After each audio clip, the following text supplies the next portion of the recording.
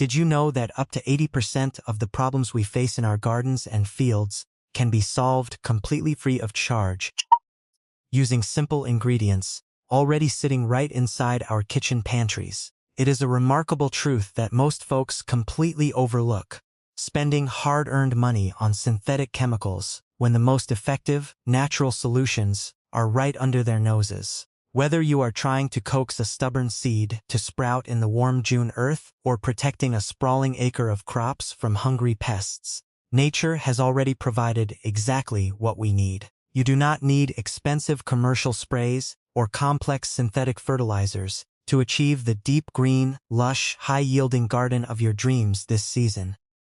All it takes is a little bit of old-fashioned household wisdom, a few everyday ingredients, and an understanding of how nature works to transform your entire approach to growing food. Before we dive into these incredible, time-tested secrets, I would love to invite you to join our growing community by subscribing to the channel so we can walk through this entire growing season together. It would also mean the world to me if you took just a brief moment to drop your location down in the comments section below. Whether that is your specific city, a quiet rural village, a farming district, or your beautiful country, we have an incredibly diverse family of backyard gardeners, urban balcony growers, and hard-working farmers tuning in from every single corner of the globe. And knowing exactly where you are growing from helps us all feel a little more connected as a community. Now, let us talk about the magnificent energy of June, because there is a common misconception that if you haven't planted by now, you have completely missed the boat. But here is where it gets really interesting. June soil is actually much warmer than April soil, hovering around 70 to 75 degrees, which triggers lightning-fast germination and rapid, vigorous growth. Take the humble zucchini, for instance, which is one of the most productive plants you can put in the ground right now. But it often falls victim to a devastating pest known as the squash vine borer. Most people run to the garden center for chemical dusts, but the ultimate remedy is sitting right in your bathroom cabinet in the form of ordinary aluminum foil. This simple household item works because the adult moth looks for the soft, vulnerable base of the stem near the soil line to lay her eggs, and the physical barrier of the foil completely blocks her access, while the shiny surface reflects light and confuses her senses. To protect your plants, simply tear off a small square of foil from your kitchen roll, wrap it gently around the base of the stem, right where it meets the earth, extending it about 2 inches below the soil and 2 inches above. For a home gardener with a few backyard containers, this takes mere seconds per plant, while a medium-scale farmer can rapidly wrap a whole row of transplants during the planting process to secure the entire crop. You want to apply this simple foil collar the very day you set your young plants out into the warm June earth, and it stays on all season long, protecting that precious stem as it thickens and grows. Speaking of fast-growing June favorites, green beans are absolute champions this time of year, sprouting in a matter of days in the warm earth, but they are heavy nitrogen users that can sometimes struggle if your soil is tired. Most people throw away their used coffee grounds every single morning without realizing the absolute goldmine they are tossing into the trash. Used coffee grounds can be found right in your kitchen filter, and they work beautifully because they are packed with residual nitrogen, magnesium, and potassium, which gently feed the soil microbes and improve the earth's texture. The science is delightfully simple. As those grounds break down, they provide a slow-release buffet of nutrients that keeps bean leaves a deep, vibrant green and helps the plant produce an abundance of crisp pods. For a small home plot or balcony pot, you can simply scratch a couple of tablespoons of dried coffee grounds directly into the top inch of soil, right around the base of each bean plant. If you are a larger farmer looking to scale this up, you can partner with a local coffee shop to collect their bulk waste grounds, spreading a thin layer across your entire planting block before a gentle rain. The best time to apply this is early in the morning, when the dew is still heavy on the leaves, repeating the application once every 3 weeks throughout the summer to keep the soil alive and productive. Our third heavy-producing June crop is the cucumber, a plant that loves to climb vertically but is highly susceptible to powdery mildew, a fungal disease that can turn a lush green vine into a crispy, gray mess in a matter of days. Your grandmother probably knew how to fight this, using ordinary baking soda and liquid dish soap right from the kitchen sink. But somehow this brilliant trick got forgotten along the way. Baking soda works because it alters the pH level on the surface of the cucumber leaves, making it far too alkaline for fungal spores to attach or multiply, while the dish soap acts as a surfactant to help the mixture stick. To prepare this highly effective spray, dissolve 1 tablespoon of standard baking soda and half a teaspoon of mild dish soap into 1 gallon of clean, lukewarm water, shaking it vigorously in your sprayer. If you are a home gardener with a trellis or a few patio pots, a standard hand pump spray bottle is perfect. But if you are a farmer managing an entire field of vertical cucumbers, you can easily scale this recipe up into a large backpack sprayer or tractor attachment. You want to thoroughly douse the entire plant, making sure to wet both the tops and the undersides of the leaves until they are dripping. For maximum results, always apply this remedy in the late afternoon after the harsh overhead sun has gone down to prevent any leaf scorch, repeating the process once every 10 days, or immediately after a heavy, humid summer rain.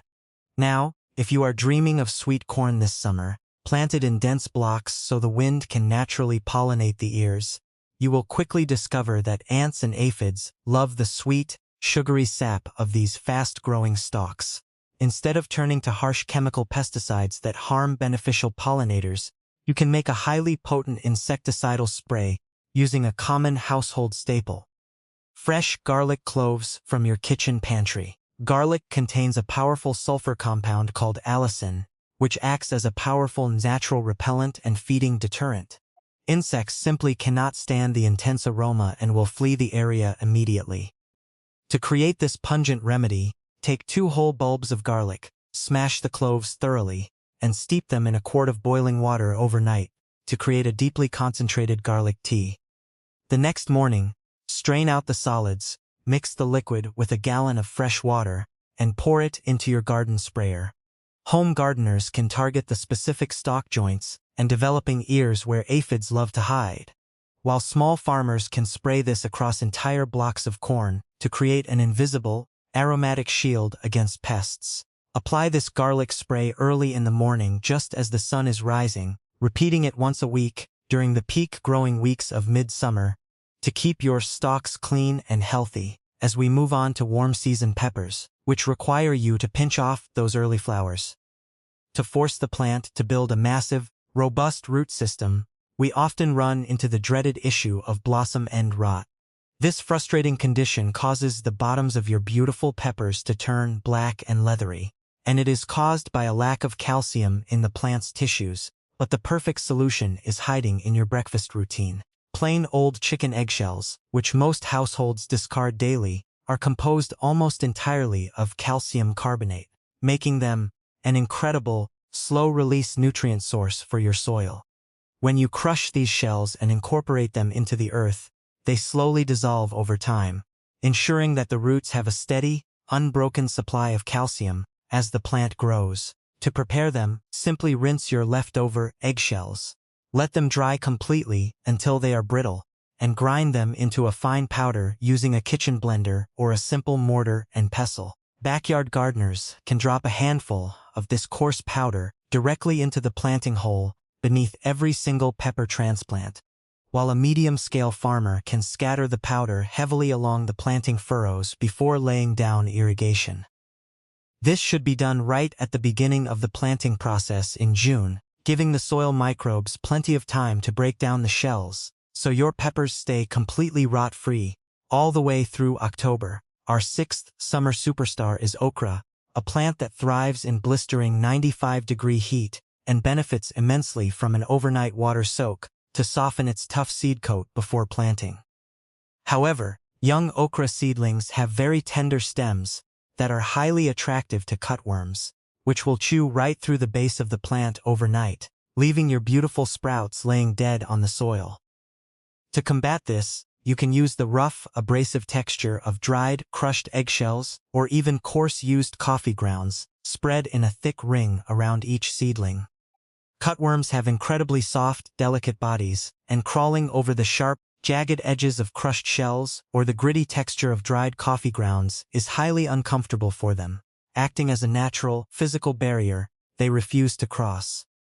For a home gardener with a few raised beds, simply create a solid, 1-inch wide ring of these materials around the base of each newly sprouted okra plant. A small farmer can apply this protection rapidly by side dressing entire rows with a gritty mix of crushed shells and dry hulls right after the first true leaves emerge. Apply this protective barrier late in the afternoon when the soil is dry, and make sure to replenish the rings after any heavy downpours to keep the perimeter completely secure. But here is where things get truly exciting when we look at sweet potatoes, which grow vigorously throughout the summer heat, acting as a beautiful living mulch that smothers out weeds while developing rich, valuable tubers underground. Sweet potatoes are voracious feeders that crave potassium to develop those thick, sweet tubers, and you can give them a massive boost using nothing more than wood ash from your fireplace or outdoor fire pit.